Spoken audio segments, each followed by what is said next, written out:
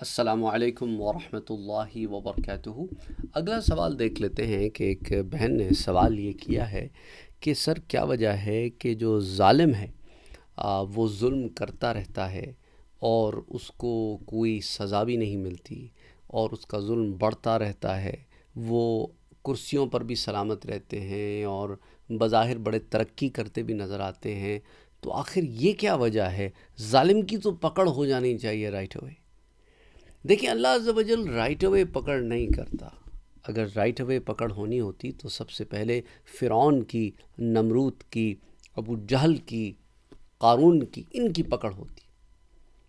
اللہ عز و جل مہلت دیتا ہے، وقت دیتا ہے، ٹائم دیتا ہے کہ شاید ان کے دل میں کوئی ایسا خیال آ جائے کہ یہ پلٹ آئیں ہیں، ان کے اندر کوئی ایسی چیز پیدا ہو جائے کہ یہ توبہ کریں، استغفار کریں، اپنے گناہوں کی معافی مانگیں، جن کے انہوں نے حق کاٹے ہیں وہ حق جو ہے اس کو ادا کریں، معافیاں مانگیں۔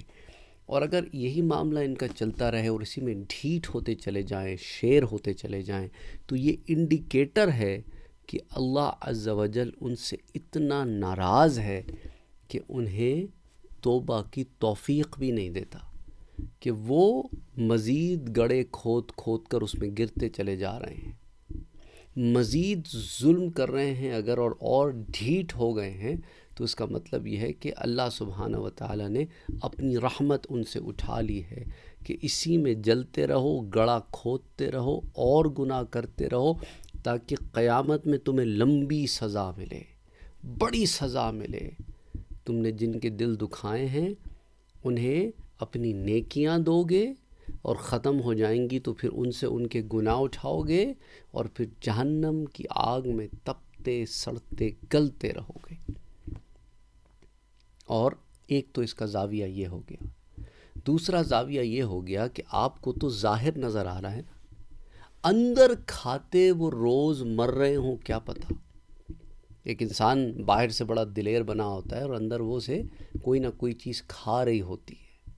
کبھی کسی کو اس کا بغض کھا جاتا ہے، کسی کو کسی کی حسد کھا جاتی ہے، کوئی کسی کو کسی کی بیماریاں کھا جاتی ہیں، کبھی امتحانات کھا جاتے ہیں۔ آپ کو نہیں پتا کہ وہ کیا کیا امتحانوں سے گزر رہا ہے۔ آپ کے پاس تو اس کی زندگی کا ہر اینگل، ہر ایک ایک لمحہ تو نہیں ہے نا۔ آپ تو ظاہر میں دیکھ رہے ہیں کہ جی پیسہ ہے، حکومت ہے، جاہ ہے اور ایک ٹور ہے اور لوگ آگے پیچھے پھرتے ہیں اور وہ ظلم کرتے ہیں اور کرتے چلے جاتے ہیں اور کوئی پوچھنے والا نہیں ہے مظلوموں کا۔ تو اس کا مطلب ہے کہ اللہ سبحانہ و تعالیٰ نے ان کے لیے معاملہ بڑا کٹھن رکھا ہے کہ انہیں حوالے کر دیا ان کے نفس کے، کہ جاؤ نفس پرستی میں ڈوبے رہو، آخر کار لوٹ کر تو ہمارے پاس ہی آنا ہے۔ پھر اس دن کیا کرو گے جس دن دفتر کھولے جائیں گے؟ ایک ذرہ برابر نیکی بھی نہیں چھوڑی جائے گی اور ایک ذرہ برابر برائی بھی نہیں چھوڑی جائے گی مگر دکھائی دی جائے گی۔ اور کافر اس دن پکار اٹھیں گے کہ مالی ھذا الکتاب، یہ کیسی کتاب ہے، لا یغادر صغیرۃ ولا کبیرۃ الا احصاها، کہ کوئی چھوٹی سے چھوٹی چیز، کوئی بڑی سے بڑی چیز ایسی نہیں ہے جو اس میں نہ لکھی ہوئی ہو، ہر شے لکھ دی گئی ہے اس میں۔ یہ کیسی کتاب ہے؟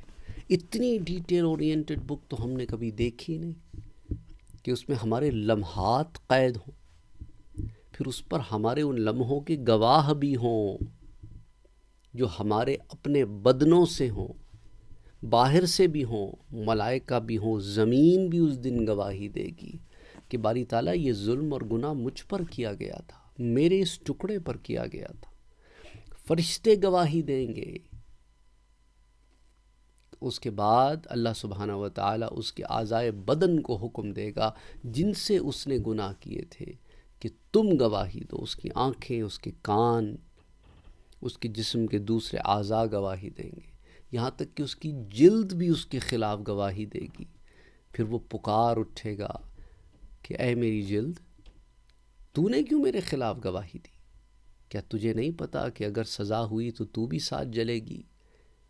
تو وہ کہے گی کہ اس رب نے حکم دیا تھا جس نے مجھے تخلیق کیا ہے. میں تیری طرح تو نہیں ہوں کہ رب حکم دے اسے مانوں نہ. تو بہرحال آپ صرف اس ظاہری حیات کی چند روزہ زندگی کو نہ دیکھیں، اس کے آپ لانگ ٹرم دیکھیں، اس کا کیا امپیکٹ آتا ہے. اور اس کا امپیکٹ ان لوگوں تک محدود نہیں رہتا، صرف ان کی جانوں اور ذاتوں تک محدود نہیں رہتا. اس کا امپیکٹ بڑا، ایک کہتے ہیں نا پتھر مارو پانی میں نا تو ایک ڈسٹربنس پیدا ہوتی ہے، اس ڈسٹربنس کا ایک امپیکٹ آتا ہے. بہرحال اللہ سبحانہ و تعالیٰ سب کے لیے آسانیاں کرے اور ظلم اور زیادتی سے، جبر سے ہر کسی کو محفوظ رکھے. آمین. اللہم صلی علی سیدنا و حبیبنا و شفیعنا محمد صلی اللہ علیہ وآلہ وسلم.